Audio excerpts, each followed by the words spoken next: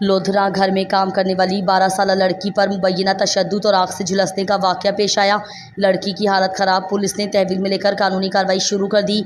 यजमान मंडी के रिहायशी साबरा ने अपनी सास के हमरा सियासत न्यूज़ से गुफ्तगू में बताया कि उसकी बेटी 8 माह से 8,000 माहाना तनख्वाह पर लोधरा में मलिक मुश्ताक नामी शख्स के घर में काम करती थी।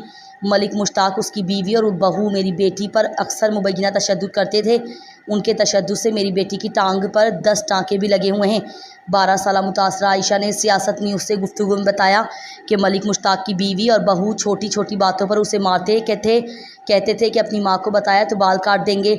ईद से तीसरे रोज़ किचन में गैस खोलकर कहा कि जाकर रोटी पकाओ। मैंने कहा कि गैस की बदबू आ रही है, लेकिन उन्होंने एक ना सुनी और कहा रोटी पकाओ। मैंने जैसे ही माचिस जलाई तो एकदम से धमाका हो गया और मैं जल गई।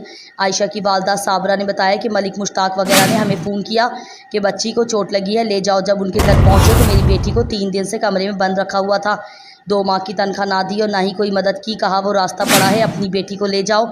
जलने के बाद कभी कभी बेटी का सांस रुक जाता है, तबीयत ख़राब है। साबरा ने मरियम नवाज से इंसाफ फराहम करने का मुतालबा किया है। DPO कामरान मुमताज़ का कहना है मामला अभी पुलिस के नोटिस में आया है, मामले की छानबीन की जा रही है। अगर इल्ज़ामात सच साबित हुए तो सख्त कानूनी कार्रवाई की जाएगी। मुतासरा लड़की आयशा की वालदा ने सियासत न्यूज़ को बताया कि पुलिस ने एक खातून समेत 5 मुल्ज़िमान को हिरासत में ले लिया है।